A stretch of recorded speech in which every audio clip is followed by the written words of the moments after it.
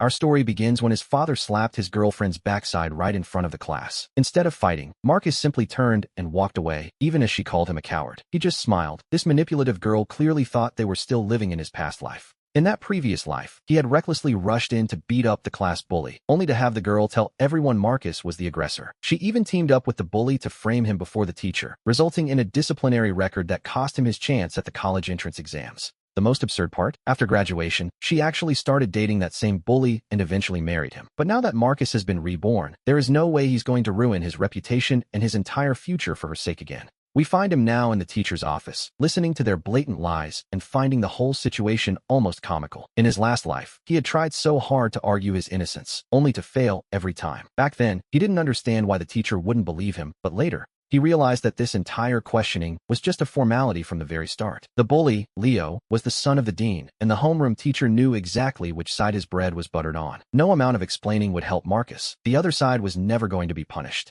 To make matters worse, his girlfriend, Sarah, refused to stand by him. Once the teacher, Mr. Miller, got the truth he wanted from Sarah, he nodded dismissively and told the two of them they could leave. It was a rigged game, and Marcus knew it. Mr. Miller then turned to Marcus with a look of disappointment, asking how a student with such decent grades could drop the ball at such a critical moment. He even suggested that if Marcus liked Sarah so much, he should have waited until after graduation to pursue her. He lectured Marcus on how violence is never the answer and informed him that his punishment was already set in stone. He was to write a 1,500-word self-reflection and face a school-wide public reprimand, with only 100 days left until the big exam. The teacher warned him not to let such things ruin his life. But Marcus, with a face devoid of any emotion, simply replied that he refused. Mr. Miller's eyes widened in shock, his temper flaring as he demanded to know what Marcus meant by refusing. He shouted that Marcus didn't realize the gravity of his mistake, claiming that the other parents were being generous by not pressing charges. He told Marcus that whether he wrote the reflection or not, the punishment was happening, and if he wouldn't admit fault, his parents would be called. At that moment, Marcus remained unfazed as the teacher opened the student records on his computer. He found Marcus's mother's phone number and dialed it immediately. To be perfectly honest, Marcus didn't care about the threat at all anymore. Compared to the grievances he endured in his past life, where he even failed his exams and truly let his parents down, this was nothing. He told himself that nothing would block his path this time. He wasn't going to apologize for something he didn't do. He looked the teacher in the eye and stated that he was not in the wrong, and that deep down, the teacher knew exactly what the truth was. He told him to issue whatever punishment he liked, then turned and walked right out of the office, which, naturally, was quite the bold move. What a joke. As a man who has lived a whole life already, he wasn't about to be intimidated by a high school teacher. Since he had been reborn into his senior year, he vowed never to bow his head to a lie again. He remembered the sting of his previous failure, and he was determined to take back every bit of glory that belonged to him. When he returned to the classroom, the place was buzzing with excitement. His close friends crowded around, asking for the verdict, and Marcus casually told them the school wanted a public apology. He informed them that he had told the teacher he wouldn't write a single word. He sat down and pulled out his books, ready to focus on his studies. His friend, Jake, gave him a huge thumbs up, amazed by his defiance, and asked what the teacher's next move was. Marcus replied with total indifference that the teacher was calling his parents. Hearing this, Sarah suddenly became anxious. She hurried over and pulled Marcus out into the hallway, trying to persuade him to just follow the teacher's orders before things got out of hand. She apologized for lying, claiming she didn't want to do it, but argued that it was better for only one of them to be punished rather than both. She even had the nerve to ask if he would really be happier if she got in trouble too, putting on a pitiful, pleading act. She hoped to convince him to take the fall for everyone, just like he did in his previous life when he was a total fool for her. But Marcus wasn't going to make the same mistake twice. He asked her why she was helping Leo if she claimed not to like him. Sarah desperately explained that she wasn't helping him, she just didn't want things to get complicated. She even offered to write the reflection for him if he would just admit fault to the teacher to make the whole thing go away. It was a classic trap, but Marcus saw right through it. Does it really have to come to calling our parents? Sarah asked, clutching Marcus's arm with pleading eyes. She looked utterly pitiful as she begged him to help her, claiming she didn't want her parents to find out, and even offered him a reward. Marcus just smiled and asked what that reward might be. Sarah bit her lip and whispered that since he liked her so much, she would give him a chance to date her. Marcus nearly laughed out loud. He told her to save that opportunity for someone else before turning back toward the classroom. In his past life, he had been blind, but he wasn't about to stay that way. Besides, if he was going to pursue anyone, it would be his true first love, not a manipulative girl like her. Suddenly, his eyes lit up. He remembered that at this very moment, that other girl was likely still being bullied at the school next door. Not long after, the teacher summoned him back to the office. We see Marcus looking at his mother, Elena, with a complicated mix of emotions. She was clearly blindsided, never expecting her son to be involved in a fight over a girl, especially since he had always been such a well-behaved, top-tier student. Mr. Miller told Marcus to explain himself to his mother directly. Elena sighed, pulling her son into a quiet corner of the office to ask what was really going on. Marcus leaned in and whispered the truth into her ear, holding nothing back. To prove his point, he pulled out his phone and showed her the text message Sarah had sent him earlier that day. His mother was visibly shaken, her hands trembling with anger once she realized her son had been framed. Elena turned to Mr. Miller, her voice sharp as she asked how a young girl could lie so boldly. She immediately held the phone out to the teacher, insisting that her son was telling the truth. She explained that Marcus didn't go there because of some social media post. He went because this girl specifically told him she was being harassed. Mr. Miller's eyes widened as he scrolled through the chat logs, clearly not expecting such physical evidence. However, he quickly hardened his expression. He gritted his teeth and admitted that while the lying was wrong, the fact remained that Marcus had hit someone. He pointed out that Leo was an athlete, and if his injuries affected his upcoming exams, it would be a disaster. Then, Mr. Miller turned back to Marcus to continue his lecture. He argued that regardless of the circumstances, violence is never acceptable and Marcus needed to reflect on his mistake. He claimed he would deal with Sarah's lies later, but insisted that Marcus was still in the wrong. Marcus just laughed, repeating the teacher's words back to him with pure irony. It was truly impressive how a teacher could ignore the facts so blatantly. Marcus asked if they were just going to pretend the truth didn't matter, suggesting that if he was being punished, then all three of them should be disciplined together. To be honest, he didn't care about the consequences anymore. Mr. Miller was fuming at this point, pointing at Marcus and telling Elena that her son had a terrible attitude and zero remorse. He declared that a 1,500-word reflection wasn't enough. Now it would be 3,000 words, along with a public reprimand before the entire school.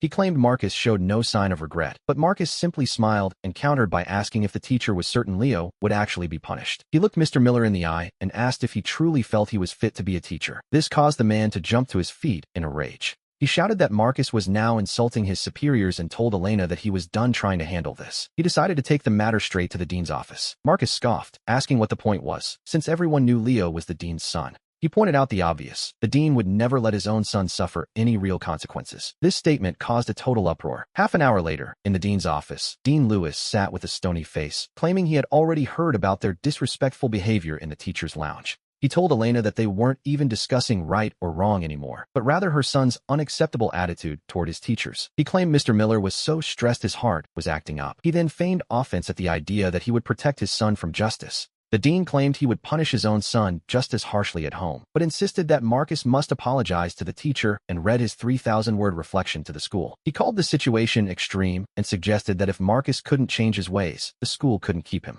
Upon hearing the threat of expulsion, Elena's heart sank. She frantically asked if the dean was serious about expelling her son during his senior year. Dean Lewis just sat there, complaining that a student who doesn't respect his teachers is a student they simply cannot teach. He claimed they were powerless to help him if he remained so stubborn. Elena tried to explain that her son was just a bit headstrong, but before she could finish her sentence, Marcus interrupted her with a calm, clear voice that shocked everyone in the room. He told his mother it was no big deal and that if they weren't welcome here, he would just transfer to the high school next door. Dean Lewis was nearly purple with rage, pointing a shaking finger at Marcus and telling Elena this was her son's very last chance. He gave them an ultimatum. Either Marcus writes the reflection and admits his mistakes, or he leaves the school for good. Marcus just smiled. He was more than happy to leave this biased place behind. When the news reached his class, his peers were stunned, wondering how he would handle the big exam now. Several of Marcus's close friends hurried over to persuade him otherwise, reminding him that the college entrance exam is a life-altering event. His homeroom teacher had just told him that if he wrote the 3,000-word reflection, things might change.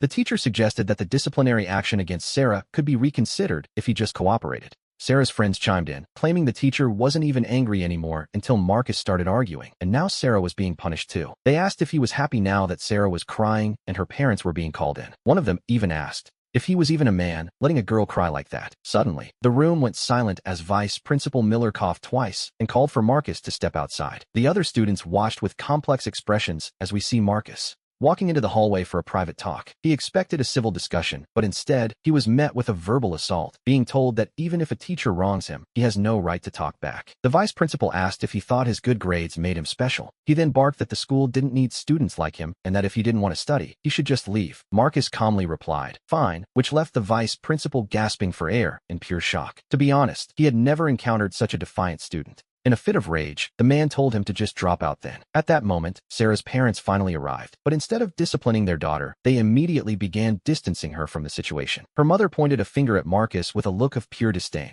She called him a nobody and accused him of lying about her daughter, even suggesting he be transferred so he wouldn't harass Sarah anymore. Marcus's mother, Elena, was fuming and ready to snap back, but Marcus cut her off with a surprising declaration. He told his mother he was dropping out and that his grades would only improve once he was gone. Nearby, the physics teacher, Mrs. Gable, sighed, mentioning she had planned to recommend him for next month's physics competition. It was a massive opportunity. She explained that a high score could even earn him extra points on his college entrance exams. But since there was only one spot per class, it would have to go to someone else. Sarah's mother, showing a fair bit of nerve, asked if Sarah could take the spot instead. Mrs. Gable gave a strained, awkward smile and noted that Sarah's physics grades were, well, mediocre at best. 2 days later, Marcus walked into his homeroom teacher's office with his withdrawal papers. Mr. Miller couldn't help but criticize him for ruining his own life. The teacher claimed he had never seen a student like this, especially since he was planning to sign Marcus up for the chemistry competition as well. Marcus looked at him nonchalantly and said that if the teacher apologized now, he might consider staying. He even suggested that if he won the award, the teacher could put his own name on it. Mr. Miller's face turned dark as he immediately signed the papers and told Marcus to take them to the dean and then the principal. He just wanted him gone. A few moments later, Marcus arrived at the main office. The administrator looked up and asked, "Dropping out, are we?"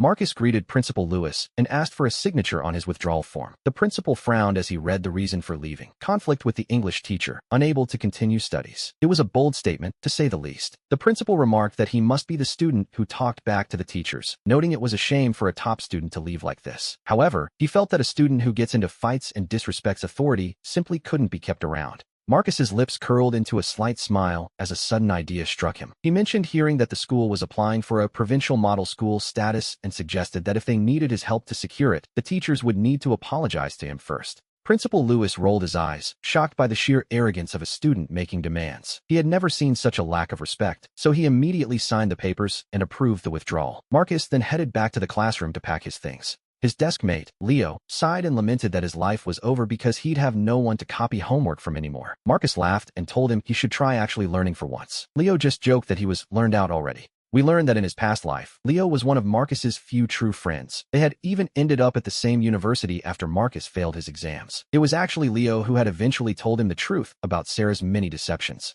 We learned that Sarah and that jock, Ryan, started dating and announced their marriage shortly after graduation. Marcus had been the only fool to attend, a memory that seems absurdly hilarious now. Meanwhile, Leo glanced over at Sarah and whispered that her mother had been telling everyone in class to keep an eye on Marcus so he wouldn't harass her daughter anymore. Marcus simply laughed, noting it didn't matter since he was leaving. When the final bell rang, Marcus began packing his things to leave this school for good. As he reached the door, Sarah called out to him, hesitantly claiming she never intended to hurt him. She looked as though her conscience was finally pricking her now that he was actually dropping out. Marcus turned back, his face a mask of indifference, and told her that her lies had truly disappointed him. Sarah, playing the victim, began to cry, insisting she didn't do it on purpose. Looking at her, Marcus felt none of his old affection. He realized her explanations were just a cover for her character. He couldn't help but snap that she and Ryan deserved each other. He walked away, finally releasing a frustration he had carried for 2 lifetimes. In his past life, he had imagined saying those words 1,000 times, even at their wedding. To be honest, being reborn feels incredibly liberating.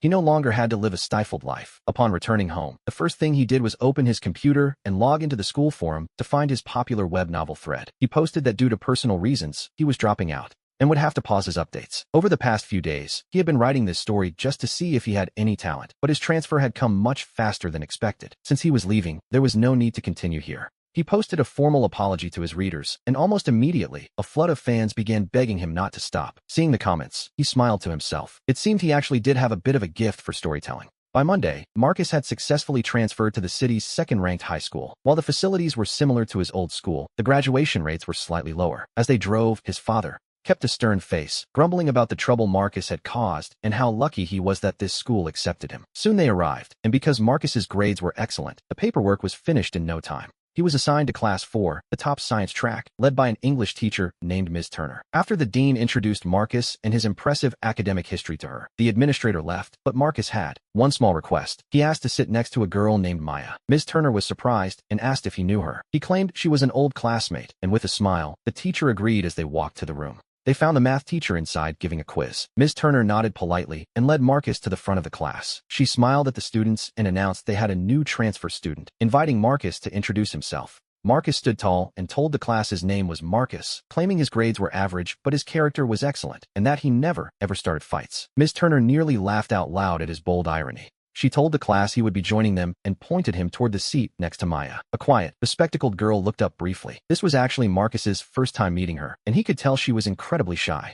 She seemed like the type of girl who was invisible in class, and perhaps even a target for bullies. In any normal school setting, she would have no social presence at all. However, Marcus knew that after graduation, Maya's reputation would skyrocket. He walked over and settled into the desk beside her. The math teacher handed him a copy of the quiz as well, telling him to try it so they could go over it tomorrow. Marcus nodded politely. But the peace didn't last. As soon as the bell rang, Marcus became the main attraction, like an animal in a zoo. Students from the neighboring classes even crowded the hallway, pointing and whispering about the new guy. Word had traveled fast. They whispered that he was the kid who fought a star athlete, talked back to his teachers, and was forced to drop out of the top school in the city. A dramatic start, to say the very least. But because of the fight involving Sarah, Marcus still carried the reputation of a hopeless romantic. Just then, the physics rep, Eric, walked up to greet him, impressed that Marcus had the nerve to get expelled from the top school. A rather pretty girl followed close behind. Sophie laughed, telling Eric that Marcus had supposedly fought a star athlete, who happened to be a teacher's son, all over a school beauty. She then turned to Marcus, mentioning that she actually knew Sarah personally. We see Marcus look at his new classmate in surprise.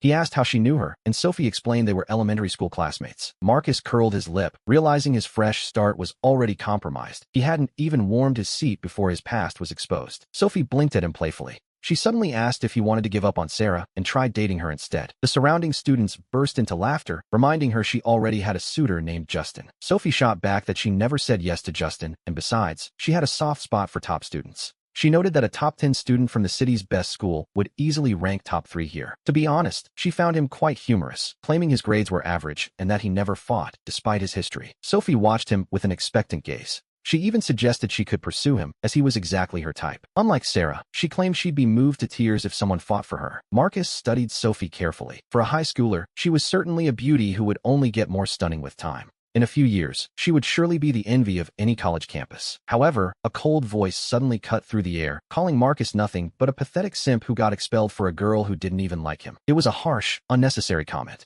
Justin shot Marcus a warning look, telling him to stay away from Sophie before heading out to play basketball with his crew. In his past life, Marcus might have been intimidated by this typical tough guy act, but now, seeing such posturing only felt absurdly comical. To be perfectly honest, the cool guys from high school usually turn out to be quite ordinary once they graduate. Marcus didn't care about the threats. His focus was already shifting back to his quiet, adorable future billionaire seatmate. He decided to ignore the drama entirely. Leaning his head on the desk, he turned to Maya and asked tentatively if she happened to know who he was as well. It was a simple question, but it seemed to catch her off guard. Maya froze for a moment before slowly shaking her head. Marcus smiled, suggesting they start fresh with a proper introduction. Maya looked at the new transfer student nervously, her eyes darting toward the door where Justin had just exited. She quietly asked if he knew how to fight. When Marcus claimed he didn't and that the rumors were wrong, she told him to be careful. When he asked why, Maya admitted she was worried because Justin would likely try to pick a fight with him. Marcus realized she meant the boy who had just threatened him. Maya earnestly warned him that Justin was obsessed with Sophie. Marcus, however, remained unbothered, casually changing the subject by asking Maya if she had a boyfriend. The sudden question left Maya speechless and staring in disbelief. When she shook her head no, Marcus's eyes lit up as he boldly asked if she'd like to be with him. Terrified and blushing furiously, Maya stammered that she had a math problem to ask the teacher about. She grabbed a worksheet and bolted from the room. Given her shy nature, she had likely never been confessed to so directly, and Marcus realized he had probably scared her half to death. And yet, he found himself looking forward to this new life. It seemed life at this school was going to be very interesting indeed. Maya didn't return until the bell rang, and even then, she kept her head down, clutching her papers as she scurried back to her seat. She was clearly too shy to handle what had just happened. Soon, the English teacher, Ms. Turner, entered the room with a stern expression. She announced that she had heard people gossiping about the new student. She made it clear that regardless of his past, Marcus was now a member of their class. She warned them not to speak behind their classmates' backs before handing out reading comprehension worksheets for the day. It was clear Ms. Turner had heard the rumors and was stepping up to protect her new student from the vultures. As the lesson began, Marcus made a delightful discovery. His English level completely crushed that of a typical high schooler. Although he had struggled in his previous life, he had eventually passed high-level English exams in college. His vocabulary was on another level. Whether it was grammar, writing, or reading, he was far ahead of his peers. He breezed through the entire worksheet, missing only a single question. It was a far cry from the struggling student he had been in his first life.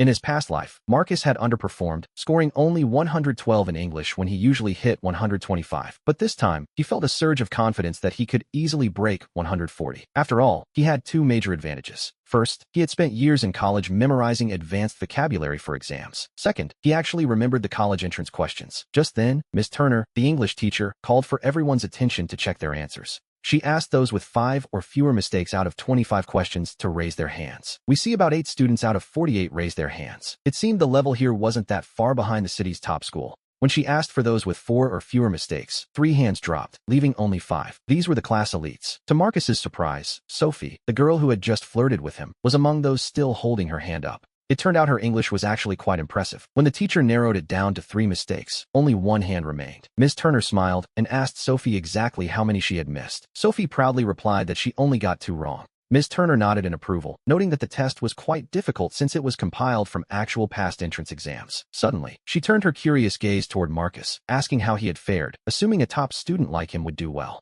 Every eye in the room turned toward him, waiting for his answer. Deciding it was better to keep a low profile as a new transfer, Marcus casually claimed he hadn't performed well and had made quite a few mistakes. To be honest, he was just being modest. Miss Turner told him not to worry and suggested he ask his seatmate, Maya, for help since her English was excellent. Marcus's eyes lit up as he agreed enthusiastically. Maya, however, looked terrified, stammering that she wasn't very good at teaching others. Sophie immediately chimed in, offering to help since she was the English class rep. She gave Marcus a playful, charming wink. But Marcus just smiled and politely declined, insisting that having Maya teach him would be more than enough. At that moment, Justin leaned back in his chair and scoffed loudly. He mocked Marcus, saying that missing 5 questions was hardly the mark of a top student. He openly wondered if the prestige of the city's top school was just an exaggeration. Sophie rolled her eyes at Justin's obvious attempt to target the newcomer. She pointed out that Marcus might excel in other subjects even if English wasn't his strongest. Miss Turner stepped in to calm the class, reminding them that their school was just as capable as any other. She then announced an upcoming English-speaking competition with 3 slots available for the class. This particular contest was district-wide and required a vocabulary range far beyond the standard high school level. It was a challenge for the truly dedicated.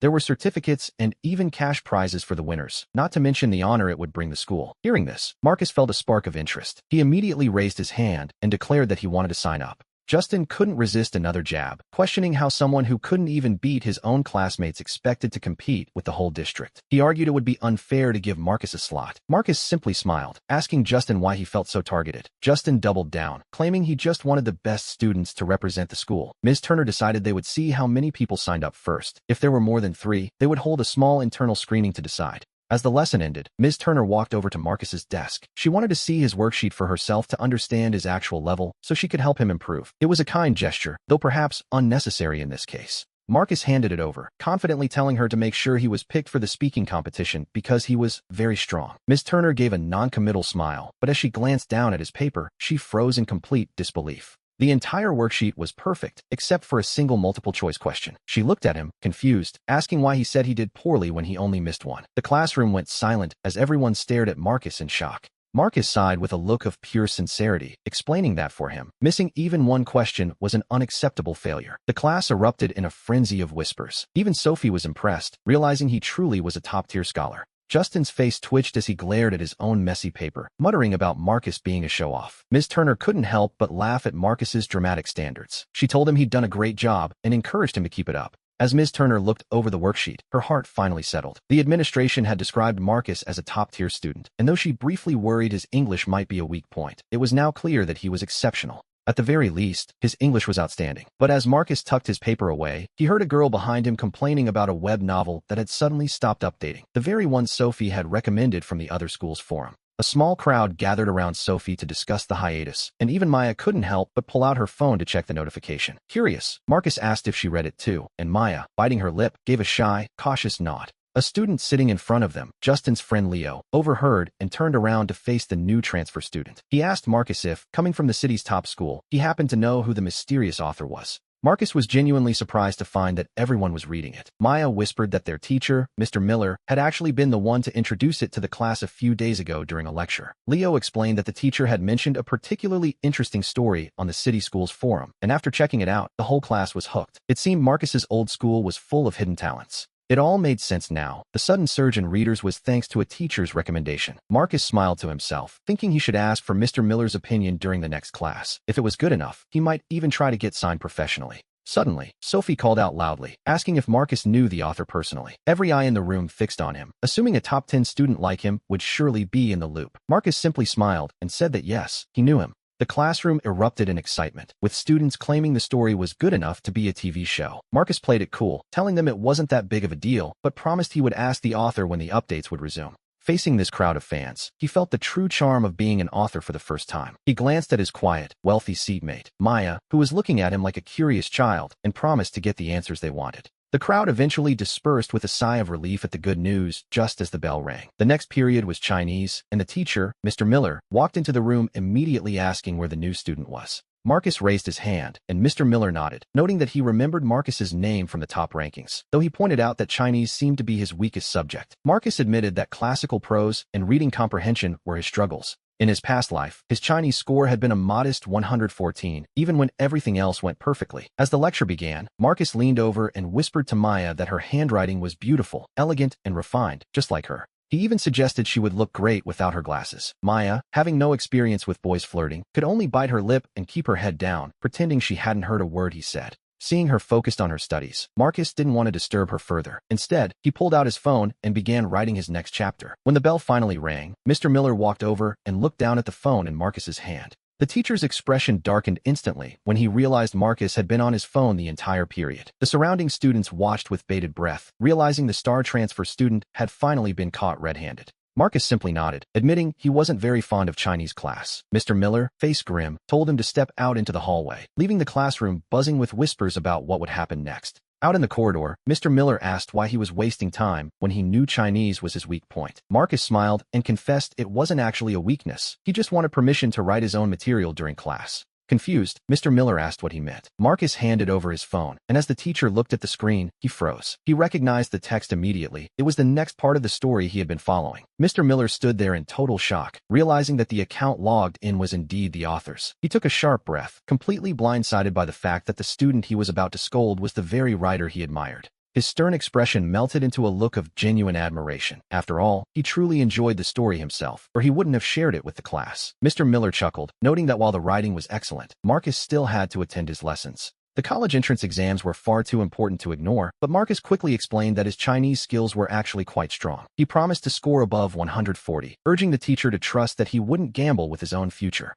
Mr. Miller frowned, considering the proposal, and decided that unless Marcus could take first place in the upcoming four-school joint exam, he couldn't allow it. He clarified that he meant first in Chinese, not the overall total, which was a bold challenge. Marcus didn't even hesitate before agreeing to the deal. If he took the top spot in the school for Chinese, he'd be allowed to write during class. Mr. Miller asked if he was truly confident, and Marcus simply grinned, certain of his own success. We should note that this joint exam involved the city's 4 top high schools, all using the same test papers to measure their standing. Among them, the First High School and the City High School were the elite, while Marcus's new school sat further down the rankings. While these scores weren't the final word on the entrance exams, the rankings served as a vital reference for the student's potential. Historically, those who topped the joint exams were the primary candidates for the country's most prestigious universities. Before they finished, Mr. Miller curiously suggested that Marcus should consider entering the new concept writing competition. Marcus's eyes lit up, recognizing it as the prestigious national contest organized by the famous literary magazine. Mr. Miller nodded, mentioning that several students from the top school had already signed up for specialized coaching. Their own school leaders had initially decided to skip it due to the difficulty, feeling they had little chance of winning a national prize. However, the teacher felt Marcus had a real shot, prompting Marcus to ask if a win would help the school's reputation. Mr. Miller was surprised by the boy's insight, confirming that such an achievement would certainly put their school on the map. With the deal struck, Marcus officially signed up, leaving Mr. Miller laughing and looking forward to the exam results. As Marcus turned to leave, the teacher couldn't help but ask when the next chapter of the story would finally be posted. Marcus promised an update for the following day and returned to his seat, where he was immediately swarmed by curious classmates. Just as they began to pry, Mr. Miller stepped back into the room to announce a new rule for Friday's exam. To prevent any issues, the students would be shuffled into different classrooms rather than staying with their own peers. Mr. Miller looked directly at Marcus, asking if that was a problem, which left the rest of the class wondering what the exchange meant. Marcus simply nodded with a smile, and as soon as the teacher left, Sophie turned around to demand an explanation. Marcus shrugged it off, casually mentioning that he'd told the teacher not to worry about him as long as he took first place in the school. Sophie's eyes nearly popped out of her head at the mention of taking first place, and even Maya sat there in stunned silence. It was a bold claim, especially considering Marcus had just been asking for help with his Chinese studies moments before. Marcus laughed, telling them to keep it quiet since there was always a chance he might fail, then realized how hungry he was. He asked why they hadn't headed to the cafeteria yet, and Sophie explained they were waiting for him since he didn't have a meal card. He teased Maya about her kindness, causing her ears to turn bright red as she silently pulled her lunchbox from her desk. The afternoon proceeded with an endless barrage of practice papers, a perfectly ordinary, if exhausting, school day.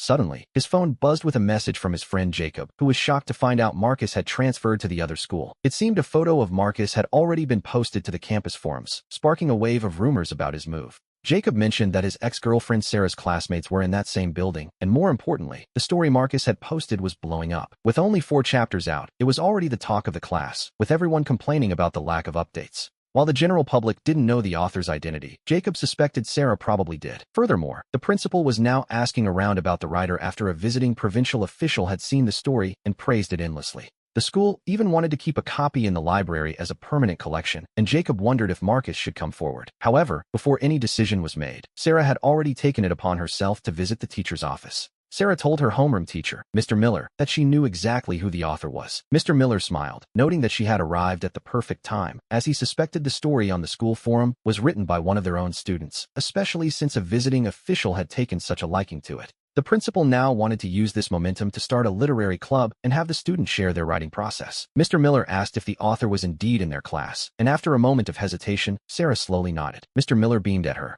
asking for the name, but Sarah remained silent, torn because Marcus had already left the school. Suddenly, the vice principal, Mr. Harris, called to ask about the author's identity, and Mr. Miller confidently insisted that the writer was definitely one of his students. After hanging up, he realized Sarah still hadn't given him a name and turned back to her with an expectant gaze. Sarah began to stammer, looking quite uncomfortable as she whispered, asking if they could just drop the matter entirely. Mr. Miller laughed, asking why they would do that unless she was the one who wrote it, which caused Sarah to nervously wave her hands in denial. When she finally whispered the name Marcus, Mr. Miller froze in complete disbelief. He couldn't believe the forum story was written by Marcus, but Sarah kept her head down, explaining that the posting account definitely belonged to him. Mr. Miller's head was spinning. Marcus's grades had always been mediocre, and his essays were nothing special, so this made no sense. Sarah, feeling guilty, admitted she didn't know how he did it, but she had confirmed the account by checking their old chat logs. Mr. Miller rubbed his temples, feeling a massive headache coming on. He snapped at her, asking why she hadn't said it was Marcus before he spoke to the vice principal, especially since the boy was no longer at the school and he had already promised results. He worried about what to do if the education officials asked to meet the author. Sarah looked down dejectedly, apologizing and explaining that she was simply afraid to speak up since Marcus had already withdrawn from the school.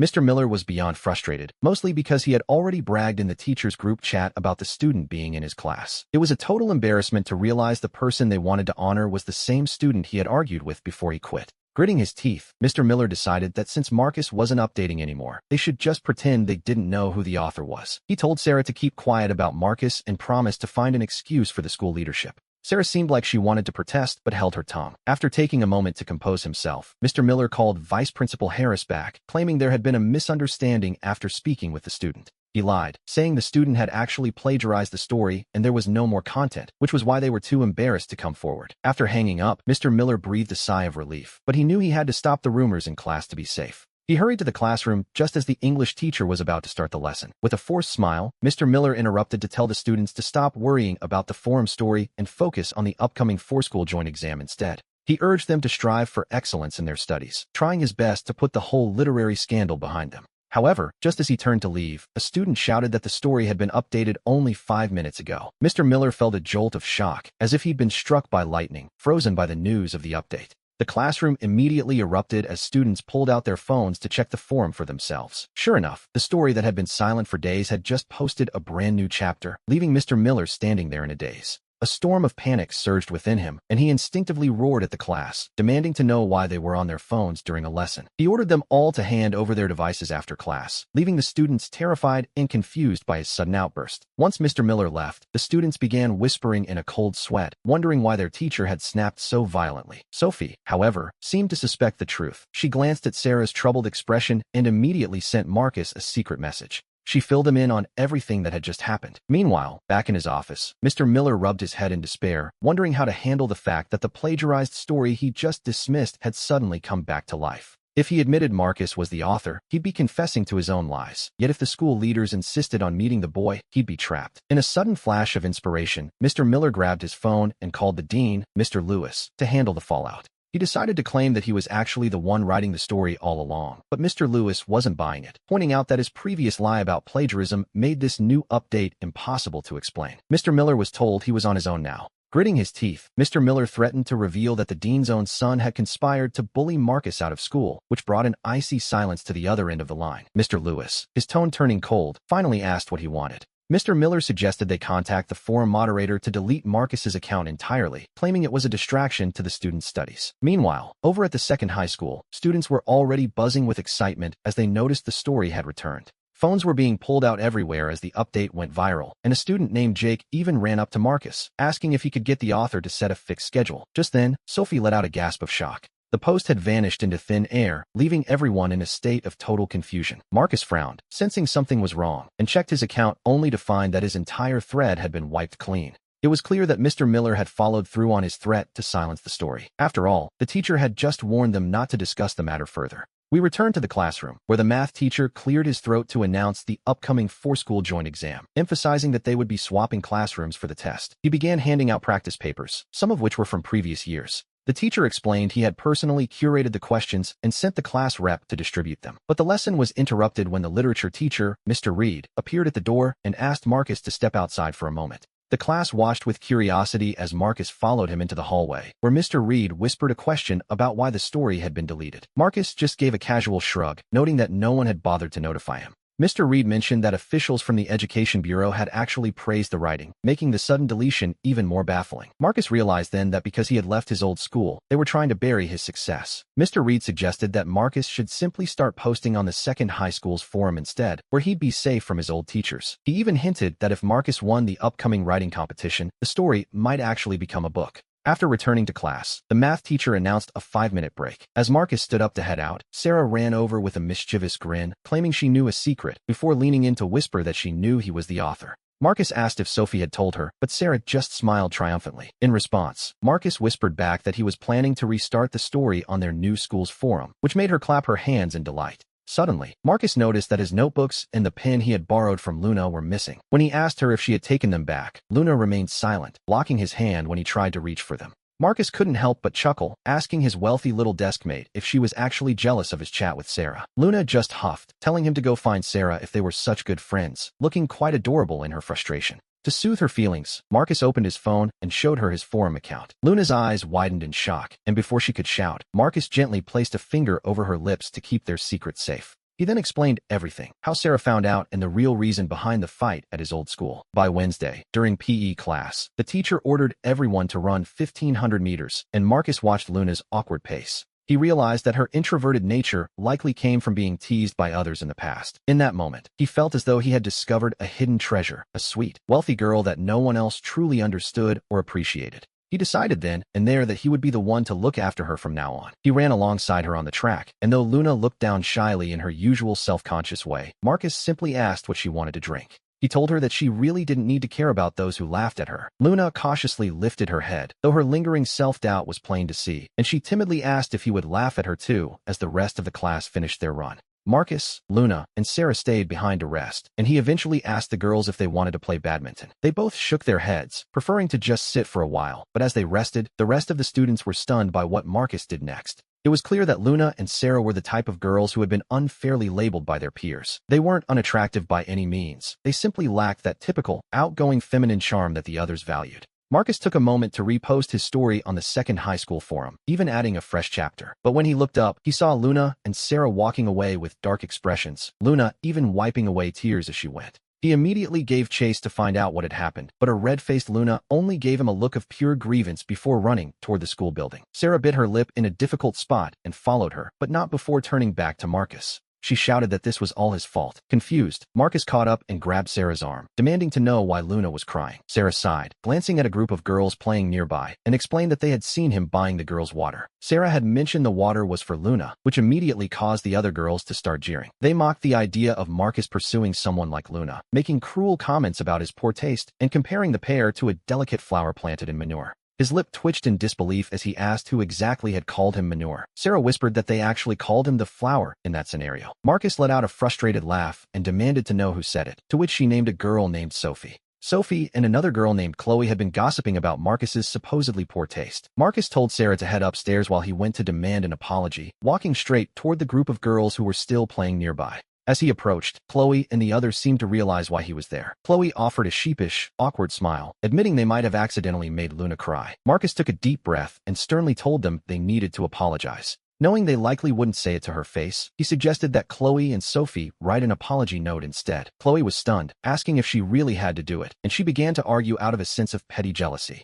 Marcus didn't back down, snapping at her until Chloe was so startled she froze in place. Even the girls playing nearby stopped to stare, shocked by his sudden temper, as Chloe's eyes welled up and she slumped to the ground in tears. The sight of a crying girl caused a stir among the boys, and a student named Ryan came rushing over to ask if Marcus was bullying her. Chloe just shook her head, told Ryan it was none of his business, and stormed off after giving Marcus a final glare. Ryan pointed a finger at Marcus, warning him not to leave after school, and by that afternoon, the atmosphere in class was thick with whispers. During the final study session, Sarah quietly passed a note to Luna. The note explained that Marcus had made Chloe cry and that Ryan was planning to jump him after school. Luna's heart raced as she read the words, and she nervously showed the note to Marcus, her eyes filled with genuine concern for him. She bit her lip and whispered an apology, suggesting they tell a teacher, but Marcus firmly disagreed. He knew that involving the staff would only drag Luna into the center of the drama, and he refused to let her be targeted. He could easily imagine the fallout if the four of them were hauled into the office. Even if the teachers settled it, the school gossip would only get worse. Having lived through this once before, he knew that rumors could destroy a person's spirit. He certainly wasn't going to expose a sensitive girl like Luna to that kind of scrutiny. Luna looked at him with a mix of fear and sadness before picking up her pen and writing a few words on a scrap of paper to hand back to him.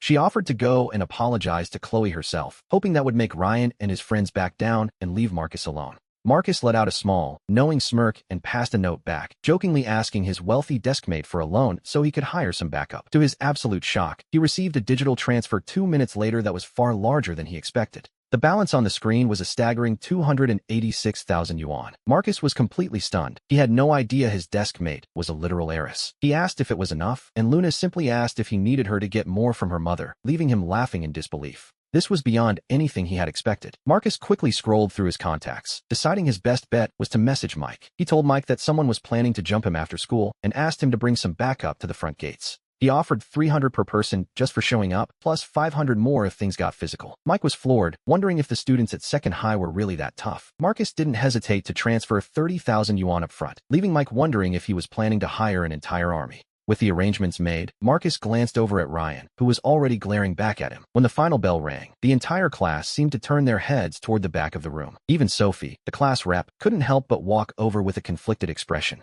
She pulled him aside and whispered that he should stay inside, as Ryan had a group waiting for him outside the gates. Sophie shook her head in worry, apologizing and explaining that she had tried to talk Chloe down, but the girl was determined to cause trouble. She suggested Marcus should just apologize. She reminded him that people had been badly beaten over less in the past. Marcus just chuckled, asking if she was actually worried about him. He told her to focus on apologizing to Luna during the evening session, then turned and walked out of the classroom with a cool, effortless confidence. Seeing that she couldn't stop him, Sophie turned to Luna and pleaded with her to intervene. She begged Luna to tell Marcus not to go out the front gates, fearing he was about to get hurt. Sophie crouched by the desk, her voice trembling as she asked for help, but Luna simply shook her head. Luna looked at her with a steady gaze and said she trusted him. Sophie was nearly in tears, arguing that trust wouldn't win a fight against a mob. She admitted she shouldn't have gossiped and was only acting out of jealousy, but she truly didn't want to see Marcus get hurt. She begged Luna to talk some sense into him since they were so close. Luna hesitated for a moment before shaking her head again, quietly mentioning that Marcus had made his own preparations. Sophie was both anxious and angry, pacing around and wondering what they should do next. She grit her teeth, preparing to run to the teacher's office to report the situation, but Luna found a sudden burst of courage and stopped her. She insisted they couldn't go to the teachers. In that moment, the usually timid Luna looked remarkably serious. Normally, she wouldn't know how to handle such a crisis, but she felt a deep need to believe in Marcus. She knew that if the teachers got involved, all of Marcus's efforts to protect her would be for nothing. Sophie was frantic, asking if she had lost her mind and if she wanted Marcus to get expelled. Luna took a deep breath and calmly repeated that they had to trust him and keep the teachers out of it. Sophie stared at her, mouth agape, feeling as though she were in a dream. Meanwhile, near the school gates, a group of classmates were already gathered, whispering about the impending showdown. One student, who often hung out with Ryan, asked Marcus if he was really going out there. Marcus just smiled and asked where Ryan was. Apparently, the boy had gone to the teacher's office to ask about homework, which Marcus found quite amusing. It was a clever way to create an alibi, and a student named Leo laughed, praising Ryan's top student intelligence. Leo suggested Marcus should just bow his head and apologize to end the tension, even offering to mediate. Marcus, however, just kept his hand in his pocket and said nothing. He continued walking toward the exit, where several scooters and motorcycles were parked along the curb. 7 or 8 guys who looked like local thugs were standing around smoking. Leo patted Marcus on the shoulder, wished him luck with a smirk, and quickly made his exit. As soon as Leo left, the group of smokers turned their attention toward Marcus. They shared a knowing laugh, and a guy with dyed yellow hair stepped forward. He called out to Marcus, telling him to come over, causing the other departing students to scatter in fear. The yellow-haired youth blew a puff of smoke and draped an arm over Marcus's shoulder, asking if he was the new transfer student. Marcus raised an eyebrow, looking them over and realizing they were just local dropouts. They weren't much older than he was, despite their attempts to look intimidating. Seeing them on their beat-up scooters, trying to play the part of gangsters made Marcus let out a genuine laugh. He asked if Ryan was the one who had called them. The yellow-haired boy just shook his head and told Marcus they needed to have a little chat around the corner. To be honest, any normal high schooler would have been terrified by the tattoos, the smoke, and the fact that 2 of them were holding metal pipes. It was a scene designed to intimidate, but to someone who had lived a whole life and returned, it all felt a bit ridiculous. Marcus looked around and asked if this was really all of them, noting that he expected a much larger crowd. The yellow-haired leader scoffed, turning to his friends and mocking the big guy for thinking they weren't enough. The other thugs joined in, sneering and asking Marcus who he thought he was. "Who are you trying to impress?" The leader sneered, but his bravado vanished as Mike arrived with a massive crowd of men, swarming toward the station where the thugs were gathered. The sight of this small army terrified the students and parents nearby, while the school security guard, trembling with nerves, immediately pulled out his phone to call the school administration. The thugs Ryan had hired were utterly speechless as Mike looked them over, laughing at the fact that he'd brought so many men just to deal with a few high school dropouts. Mike recognized Marcus from the photo and chuckled, while Marcus admitted he hadn't expected such a small turnout from the opposition, especially since Ryan was hiding in the teacher's office. Marcus told Mike to handle it since everyone involved was from outside the school, and Mike happily agreed, telling Marcus to head home while his men surrounded the terrified gangsters. Within moments, dozens of men had seized the small-time thugs, dragging them off to a quiet corner to give them a much-needed lesson in humility. Back at the school, rumors began to fly instantly about a student being dragged away by a mysterious group.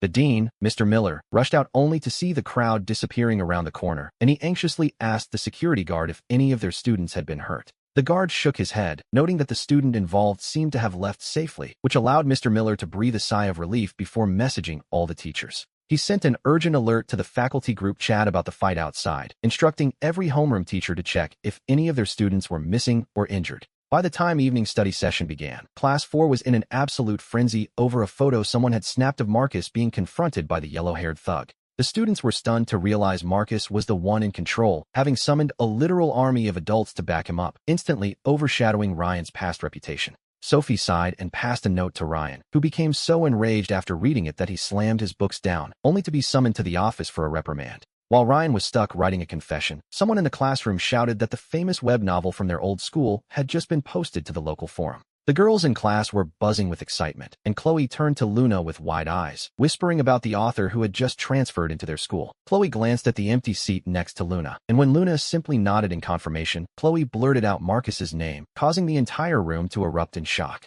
The students couldn't believe the top student was also a famous writer, and Sophie smiled, sharing a knowing look with Luna as the truth finally settled in. Suddenly, a girl named Sarah ran over to Sophie, terrified that Marcus might send his army after them, but Sophie assured her he wouldn't, though an apology was definitely in order. Sarah immediately began scribbling a letter of apology, and after the first bell, she nervously approached Luna to stammer out her regrets for the things she'd said. Sophie joined her, offering a sincere apology of her own and revealing that she had made a major decision, leaving both Sarah and Luna staring at her in surprise. Sophie proposed a fair competition to see who could win Marcus's heart, leaving Sarah standing there in stunned silence while Luna felt a strange, dizzying sensation of disbelief. The next day, we returned to the school where Marcus had become a local celebrity, with students whispering as he passed, though none quite dared to greet him yet. When Marcus ran into his classmate Leo in the cafeteria, Leo nervously swallowed hard, stammering an apology and claiming he barely even knew Ryan at all. Marcus found it quite amusing, reminding Leo that wasn't his tone yesterday, while Leo desperately tried to flatter him by praising his web novel's fantasy elements. Deep down, Marcus realized Leo was a bit of an eccentric character, so he simply ignored the chatter and headed back to the classroom to face his fans.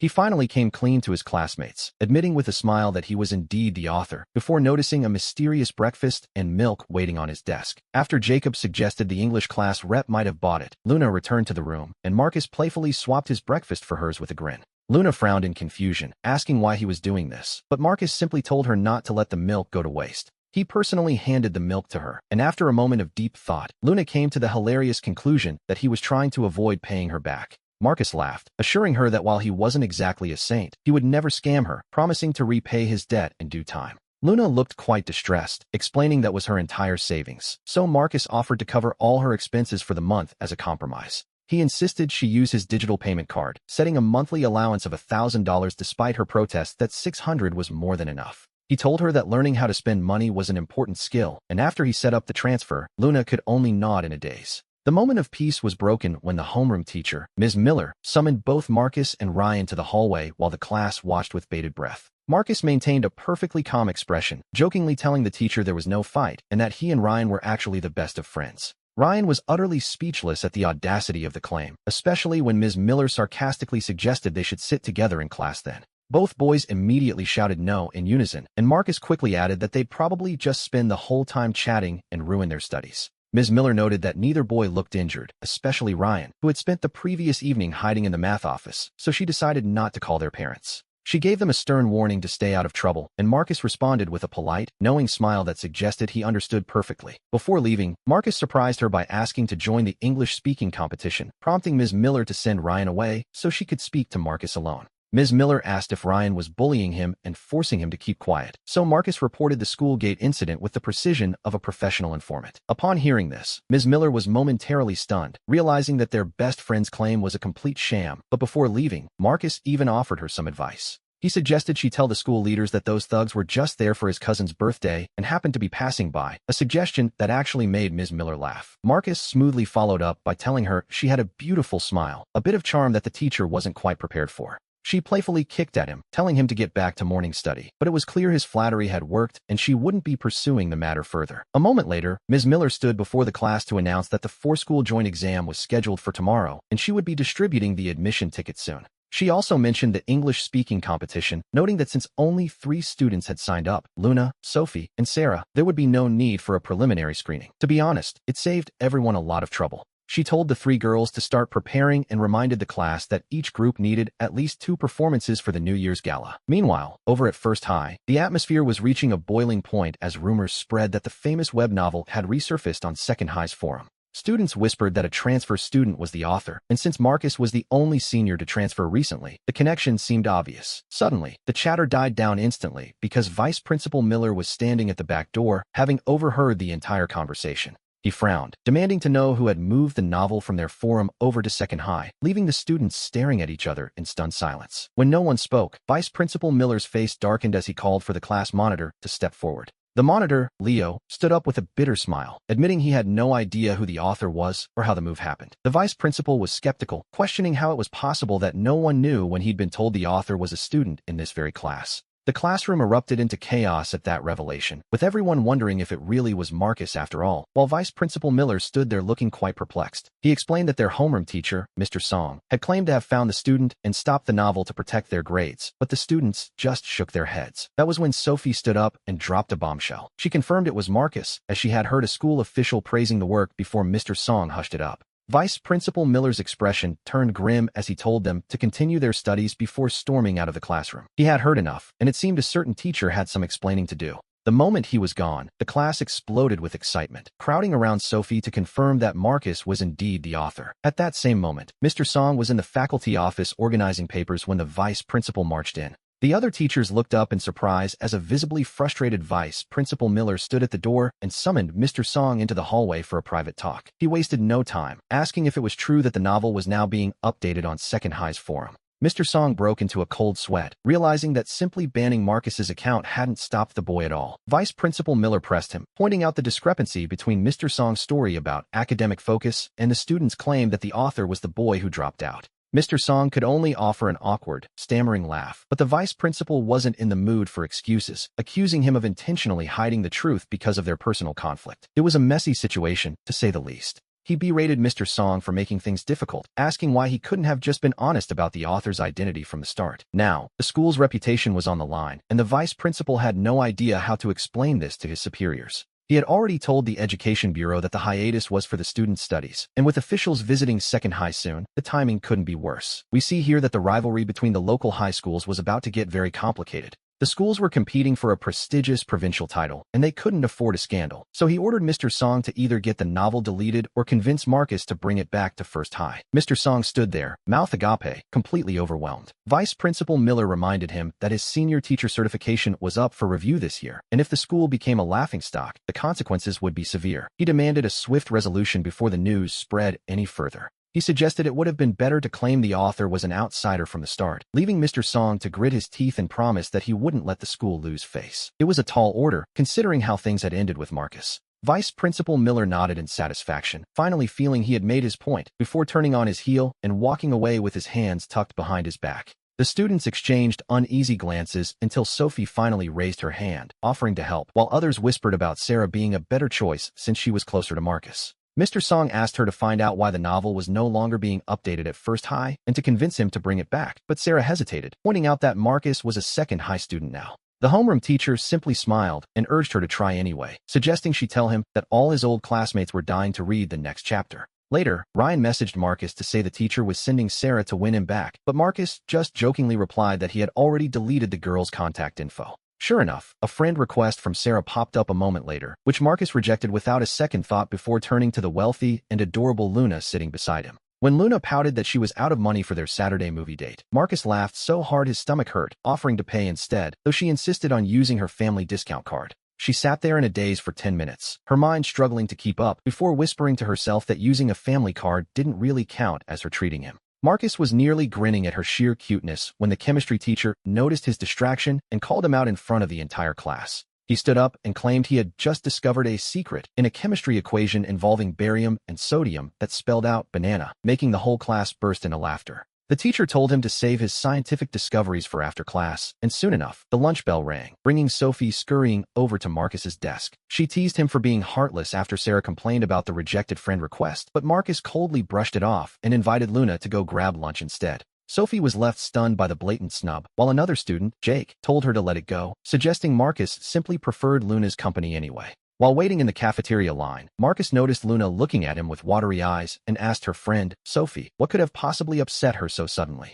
Luna timidly asked if his ex-girlfriend back at First High was very beautiful, and when Marcus realized she was jealous, he couldn't help but let out a small chuckle. As they ate, the conversation turned to the upcoming talent show, and Sophie let it slip that Luna had actually won first place in the competition the previous year. Luna shyly tried to stop her, but Sophie proudly revealed that Luna was actually a gifted piano prodigy, a secret that left Marcus feeling quite impressed. Marcus agreed to sign up for the show, while back at First High, Sarah was telling Mr. Song that Marcus wouldn't even accept her friend request, let alone talk to her. Mr. Song was flabbergasted, insisting that as former classmates they should be on better terms, but Sarah quietly admitted that those days were long gone. He desperately suggested she offer to buy him dinner on the school's tab to make amends, but Sarah bit her lip, wondering why the teacher wouldn't just call Marcus himself. Mr. Song was momentarily stunned, his mouth hanging open as he struggled to find words, until Sarah finally mustered the courage to ask if he was simply too embarrassed to call Marcus himself, causing the teacher's face to darken instantly as he snapped at her to stop talking nonsense. He dismissed her back to class, but as soon as she left the office, Mr. Song immediately regretted his pride, slapping his forehead in frustration as he realized he had just let his only messenger walk away.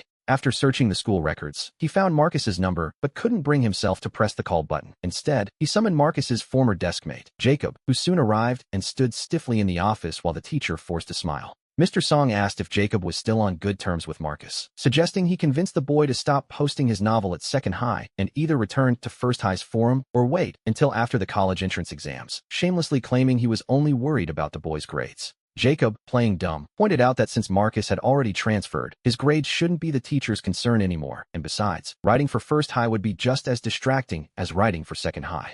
Mr. Song cleared his throat awkwardly, insisting it was different and pleading for help, to which Jacob replied that he would love to assist, but there was a slight problem, but that made the teacher's eyes light up with hope. Jacob scratched his head and admitted he owed Marcus some money, making it too awkward to reach out, but Mr. Song waved it off generously, offering to pay the debt himself if it meant getting Marcus back on their side. Knowing his promotion to senior teacher depended on the school's reputation, Mr. Song insisted on paying, telling Jacob that it was the least he could do since he was asking for a favor, and then asked exactly how much was owed. The homeroom teacher, Marcus, gritted his teeth and offered to cover the $400 himself. He asked the girl to tell Leo that it would be best, truly for the best, if he waited until after the college entrance exams to finish his novel. Even though Leo had already transferred schools, Marcus still worried that he was throwing his future away. Jacob struggled to hide a grin while telling the teacher he couldn't guarantee success, and perhaps he should just wait until he had his own money to pay Marcus back. But Mr. Song was already reaching for his phone. The teacher pulled out his phone to scan Jacob's code, insisting he take the money as long as he put his heart into persuading Marcus, all while maintaining the facade that this was strictly about protecting a student's academic career.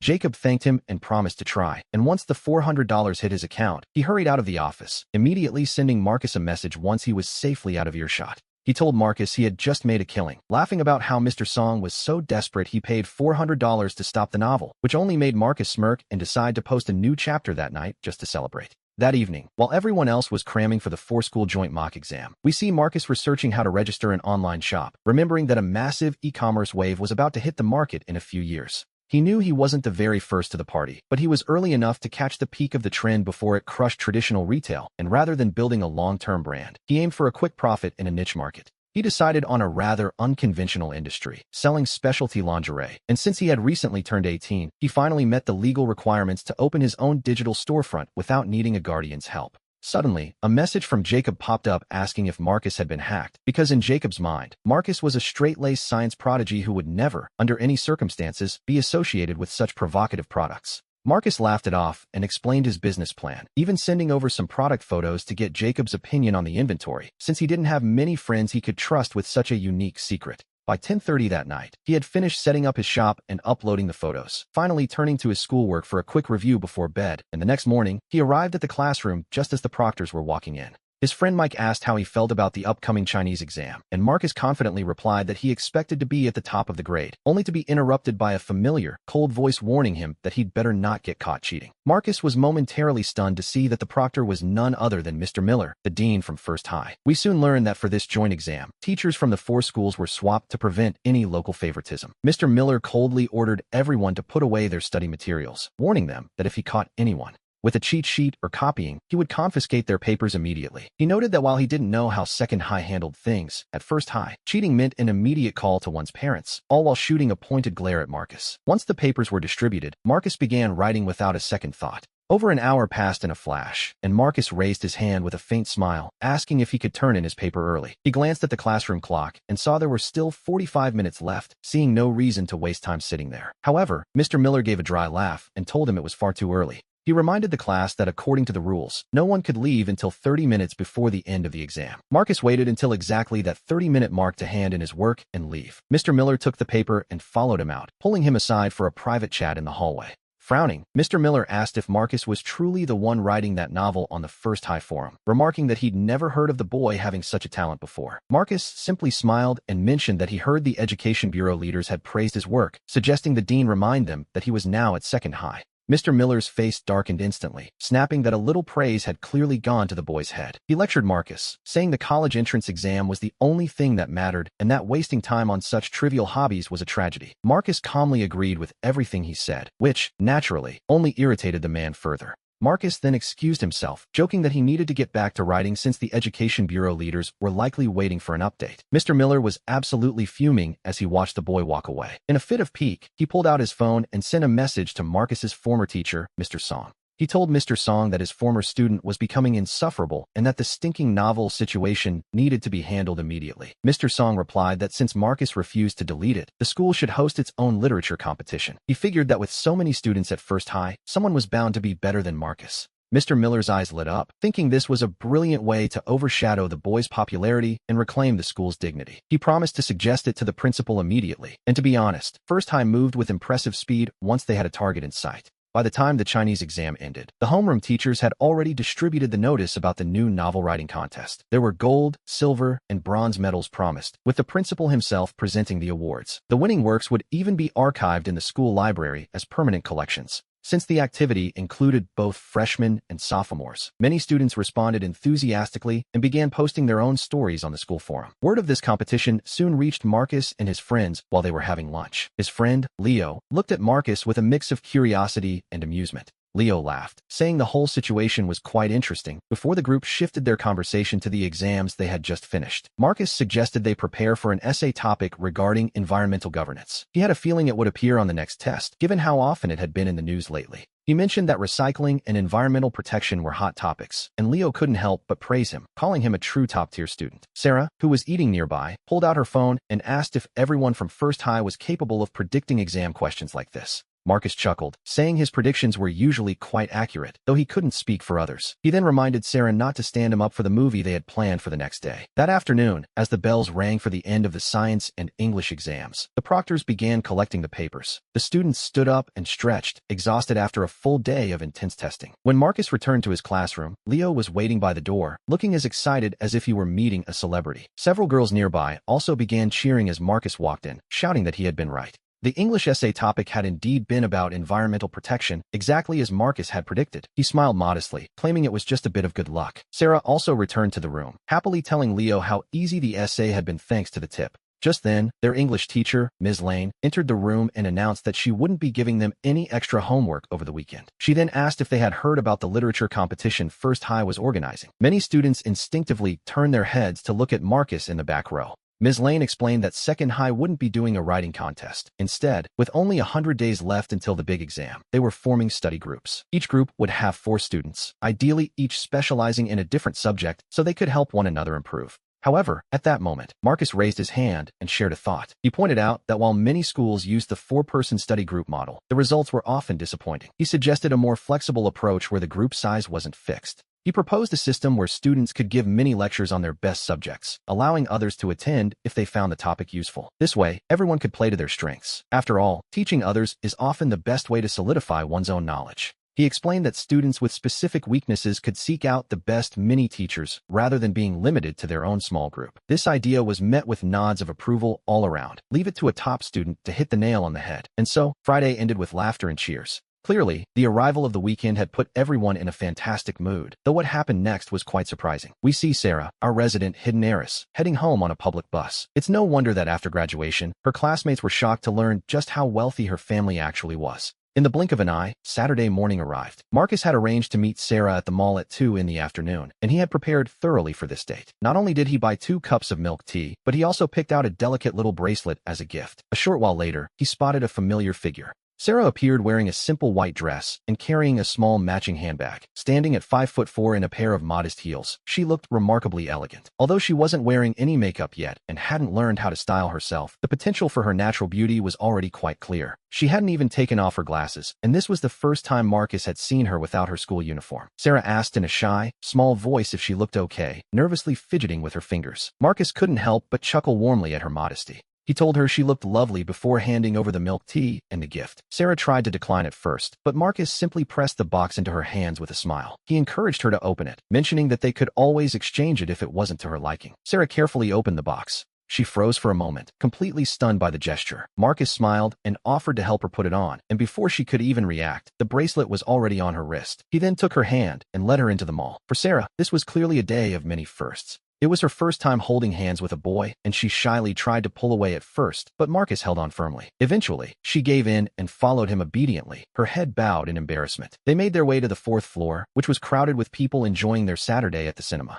Marcus told her to wait a moment while he grabbed the tickets, asking if she wanted any popcorn. To be honest, it was a redundant question. Sarah was already staring longingly at a child's popcorn bucket nearby. But just then, a familiar voice called out from the crowd. It was Leo, who shouted excitedly, asking what Marcus was doing there. Marcus turned to find Leo and 2 other former classmates from First High standing in line behind them. After a brief chat, Marcus returned to Sarah with popcorn and orange juice, wearing a playful grin. He told her it was time to head in, mentioning he'd just run into some old schoolmates. Sarah was instantly terrified, burying her face in her hands for fear of being recognized. Marcus found her panicked reaction absolutely adorable. It was almost enough to make him burst out laughing. In truth, while Sarah didn't use makeup, her natural features were quite striking. It was only her shy personality that made her a wallflower at school. Meanwhile, Leo and the others began teasing Marcus, and one boy even managed to snap a secret photo to post in their old class group chat. The chat exploded instantly, with students calling Marcus a player for being out with another girl when he supposedly liked Chloe. Someone even tagged Chloe, pointing out that Marcus seemed to have moved on very quickly after transferring. Chloe said nothing, but she gritted her teeth and forwarded the photo to her friend, Mia.